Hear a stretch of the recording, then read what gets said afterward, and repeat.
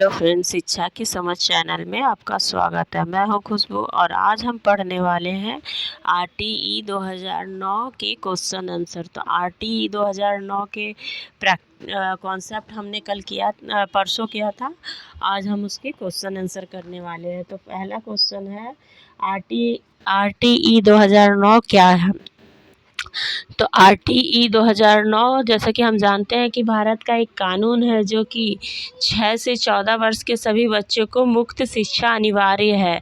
अर्थात 1 से कक्षा 8 तक के बच्चे को एक से कक्षा 8 तक के बच्चे को निःशुल्क शिक्षा देना अनिवार्य है, यह आरटीई कहता है। अर्थात 6 से 14 वर्ष के जो बच्चे हैं, 6 वर्ष के बच्चे जो कि फर्स्ट क्लास में होंगे और 8वां क्लास के बच्चे जो कि 14 वर्ष के होंगे, उन्हें निःशुल्क अनिवार्य शिक्षा दिया जाए। नेक्स्ट हम आगे बढ़ते हैं।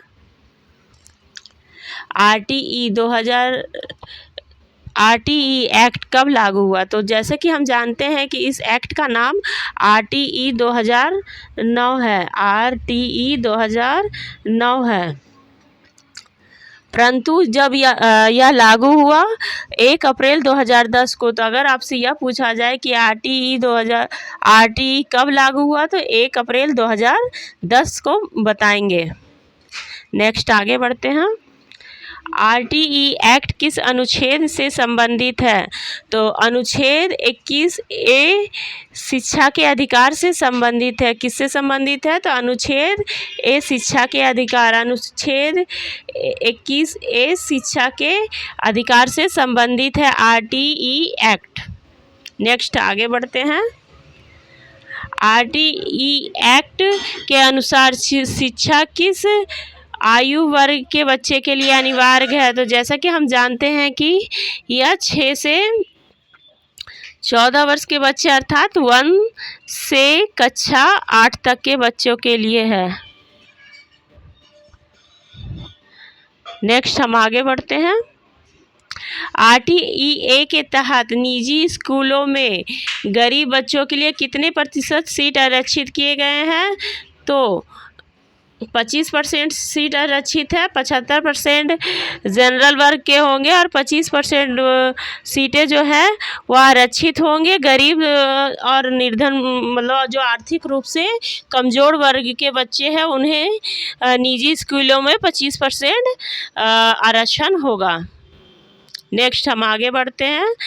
तो क्वेश्चन नंबर 6, आरटीई एक्ट के अनुसार शिक्षक छात्र अनुपात क्या होना चाहिए। तो आरटीई जैसा कि हमने अपने कॉन्सेप्ट में जाना था कि एक शिक्षक पर 30 छात्र होना चाहिए। अगर छात्र 30+ है तो 2 शिक्षक की आवश्यकता है प्राइमरी स्कूल में, प्रथम स्तर पर। और यही सेकेंडरी में 40 बच्चों पर 1 शिक्षक।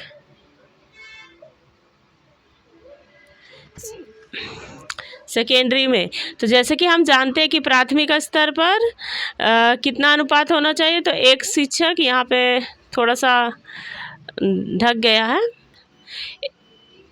1 शिक्षक, यहाँ पर 1 शिक्षक लिखा हुआ है 30 बच्चों पे, और उच्च प्राथमिक स्तर पर 1 शिक्षक 35 छात्रों पे। नेक्स्ट हम आगे बढ़ते हैं। तो प्रश्न 7वां आया है। आरटीई एक्ट के अनुसार बच्चे को किस कक्षा तक फेल नहीं किया जा सकता। तो हमने कॉन्सेप्ट में जाना था कि 8वीं तक का जो बच्चा है, 8वीं तक का जो कक्षा 8वीं तक का जो बच्चा है, सॉरी,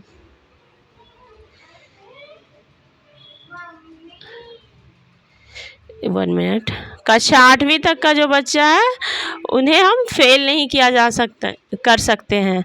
बाद में कुछ संशोधन हुआ और नियम चेंज हुए। आरटीई एक्ट के अनुसार स्कूल में बच्चे से क्या नहीं कराया जा सकता। तो बच्चे को शारीरिक दंड नहीं दे सकते, क्योंकि अगर हम बच्चे को शारीरिक दंड देते हैं तो पेरेंट्स अगर कंप्लेन कर दे तो हमें जेल भी टीचर को जेल भी हो सकता है। मानसिक उत्पीड़न नहीं देना है, बच्चों के साथ भेदभाव नहीं करना है। क्वेश्चन नंबर 9, ये लास्ट सेकेंड है, एक क्वेश्चन और है। आरटी एक्ट के अनुसार किस प्रकार के स्कूल शामिल है? तो सरकारी सहायता प्राप्त स्कूल और निजी विद्यालय। किस प्रकार के स्कूल है? सरकारी सहायता प्राप्त स्कूल और निजी विद्यालय, यह तीनों शामिल है आरटी एक्ट के अनुसार। लास्ट क्वेश्चन, आरटीई एक्ट का मुख्य उद्देश्य क्या है?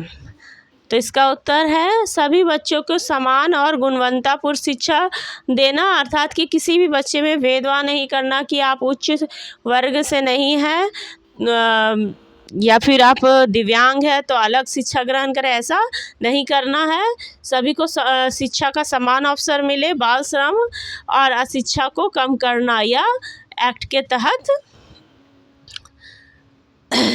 इनका उद्देश्य यही था। तो आज के लिए इतना ही। अगर आपको मेरा कॉन्सेप्ट अच्छा लगे तो प्लीज़ मेरे चैनल को लाइक कीजिए, सब्सक्राइब कीजिए और बेल आइकन को प्रेस कीजिए ताकि एजुकेशन संबंधित वीडियो आपको मिल सके, और अपने दोस्तों में शेयर कीजिएगा ताकि अधिक से अधिक लोगों को हेल्प हो सके जो जेटेट की तैयारी कर रहे हैं। Thank you for watching. एक और बात, अभी मैं छोटे छोटे क्वेश्चन ला रही हूँ, बाद में मैं 30-30 का सेट कराऊंगी जब जेटेट एग्ज़ाम डेट हो जाए। पहले मैं सोच रही हूँ कि कॉन्सेप्ट कर लूँ, पहले सीडीपी का पेडागोजी का ये बाल विकास कर लूँ, उसके बाद हिंदी मैथ, ये सारे पेडागोजी जो है मैं आपको कराऊंगी। तो उसके बाद हम क्वेश्चन आंसर भी प्रैक्टिस करेंगे सारे सब्जेक्ट के, सारे पेडागोजी सब्जेक्ट के। तो थैंक यू फॉर वाचिंग। आज के लिए इतना ही।